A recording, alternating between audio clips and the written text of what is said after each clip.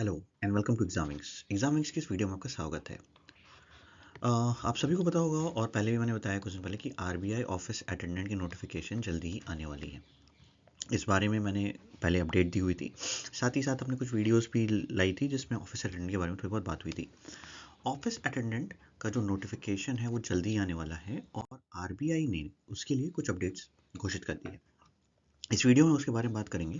आगे बढ़ने से पहले आप सारी अपडेट्स हमारी वेबसाइट www.examings पे पा सकते हो।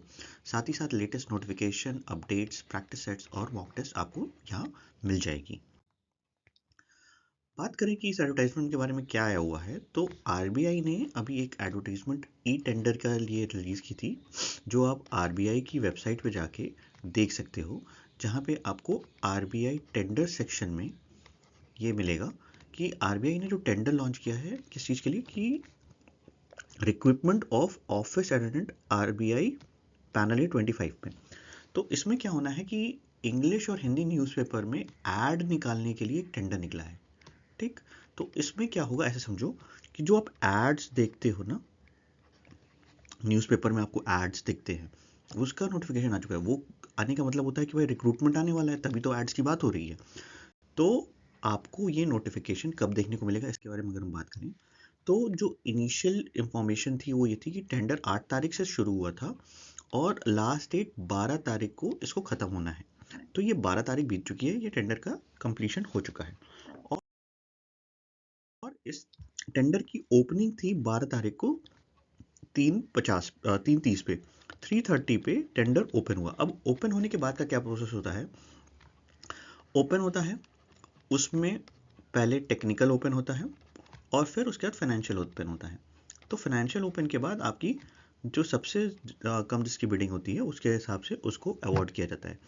अवार्ड जिसको हो जाएगा उसको 3rd वीक ऑफ जनवरी में, मतलब कि जो लास्ट वीक है उससे पहले, अभी हम ऑलरेडी 2nd वीक पे बैठे हुए हैं, तो आप उम्मीद करो कि नेक्स्ट वीक में आपको टेंटेटिव नोटिफिकेशन देखना को मिलेगी।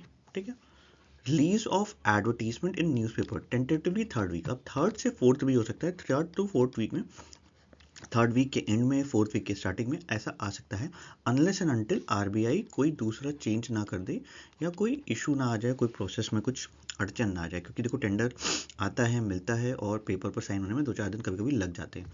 तो उस हिसाब से आप देखोगे तो ये इशू हो चुका होगा। बात करें अगर कि एग्ज़ाम्स कब होने हैं, तो देखो अगर अभी नोटिफिकेशन आएगी तो नोटिफिकेशन अगर अभी आपको देखने को मिलेगी तो एग्ज़ाम्स आपका मार्च में आप उम्मीद कर सकते हो। क्योंकि एक मंथ तो मैं मान के चलता हूँ कि आप मान के चलो कि आपका फॉर्म फिल होगा, उसकी कुछ दिन बाद नोटिफिकेशन आती है एडमिट कार्ड की।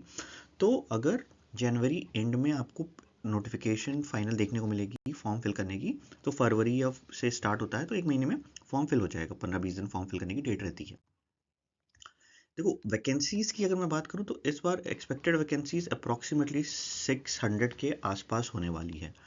और एज कैटेगरी में भी कुछ ज़्यादा चेंज नहीं हुआ है, आपको 10th पास होना चाहिए, 18 to 25 ईयर्स होगी और लोकल प्रोफिशिएंसी एग्ज़ाम होगा कि जिस भी एरिया से आप भर रहे हो, जिस रीजन से, वहाँ की लोकल लैंग्वेज आपको आनी चाहिए। अगर इसका प्रोफाइल में आप इंटरेस्टेड हो कि ऑफिस अटेंडेंट की प्रोफाइल क्या होती है, तो आप इसके बारे में कमेंट सेक्शन में प्रोफाइल ऑफिस अटेंडेंट लिख देना, मैं आपको उसके बारे में बता दूंगा। ऑनलाइन टेस्ट होगा पूरा का पूरा, एलपीटी मैंने बता दिया। Salary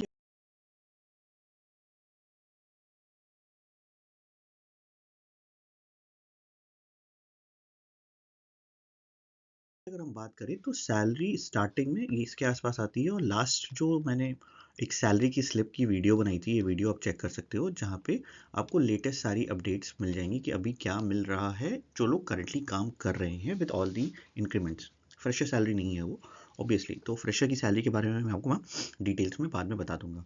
all the best, good luck, form fill कर दो।